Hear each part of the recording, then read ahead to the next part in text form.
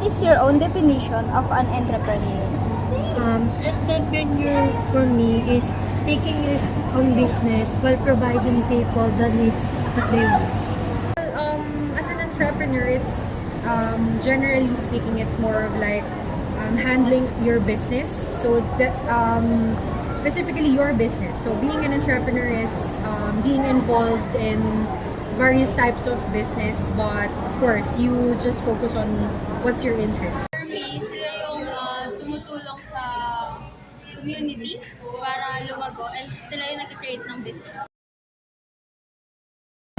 To be able to give the needs of the people that needed the products that they needed to have, and also it motivates me to be an entrepreneur for me to also learn and take risk in the business industry. Well, I have to be honest. The reason why I'm having my business is because of money, of course. As this generation, this era, apart from having work or corporate job, you also need to have a backup resource.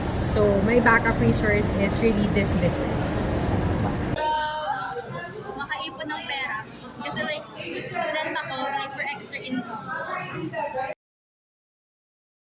Take risk in the business, and dapat meron ka rin perseverance, and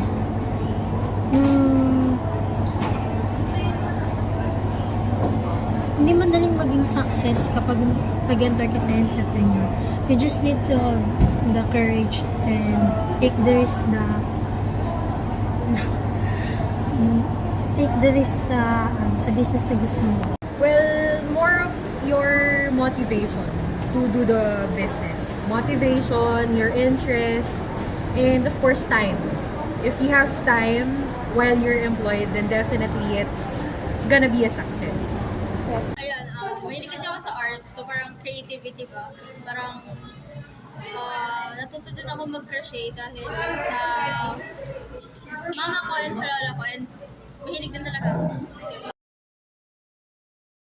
Meron maraming challenges, tulad ng may mga times na hindi naman patok lagi yung product mo, hindi rin lagi meron kang benta, pero ma-overcome mo siya kung meron kang perseverance, kung magsisipag ka, kung ipapakita mo talaga na meron kang willing na para kumita ka rin, kasi mahirap na ano ka lang take ka lang din ng take ng risk, pero hindi ka rin marunong sa sarili mo na mag-handle ng risk na yun.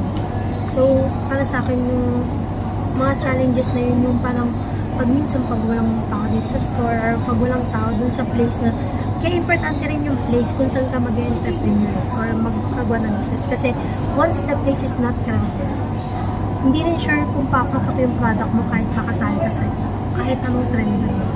And para ma-overcome mo siya, kailangan marunong ka ng time management, marunong kang nakisama, marunong ka ng places mo and products na hindi lang dapat patok.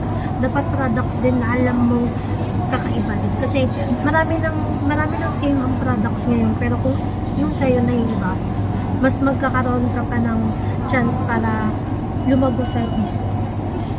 Thank you po. When I started this business, I think everything is working fine. Only one challenge, it would be the supplier.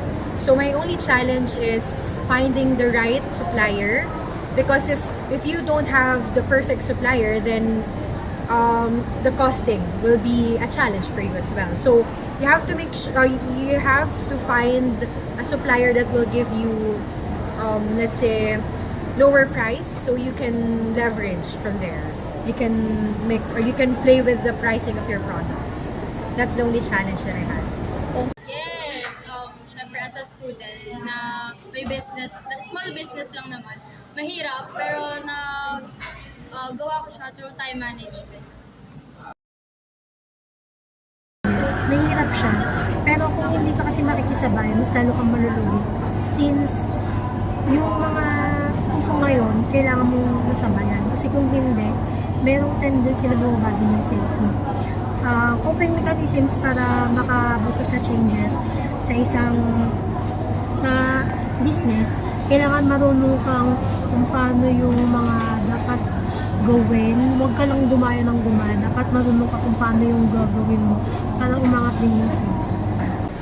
Well, social media. So I get strategies and techniques through other business owners, and also, ads, TikTok, Instagram, Facebook. Those are my primary source of finding what's trending at the moment and in the future.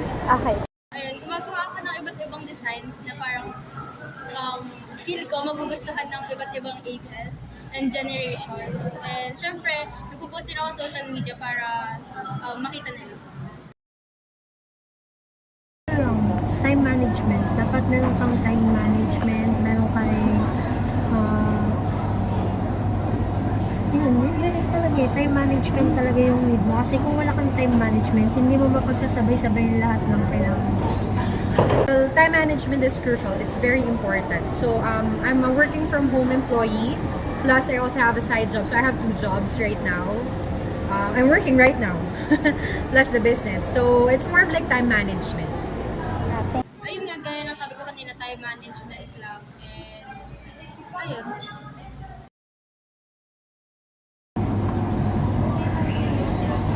Be willing to take risk even though nakakatakot siya. Kasi mahirap mag-business nang walang kasiguraduhan. Pero kung marunong ka mag-risk at willing kang gawin yung risk na yon, at dapat marunong ka rin makisabay sa lahat ng pagbabago sa trend ngayon. Kasi kung hindi, may tendency rin na hindi rin siya gumana. So, kailangan marunong ka rin mag-check sa paligid.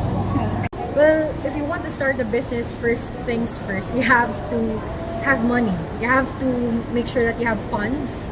You have, and if the business won't work, or if you need more time to see and observe if your business will grow or succeed, then make sure that you have funds, backup funds, and yeah, that's it. It's more of like money as your fund, as your backup, if ever. Yung advice ko is, huwag silang matakot. If like alam naman nilang kaya nila, why not? And then take sila ng risk. Kasi hindi nyo malalaman kung hindi susubukan.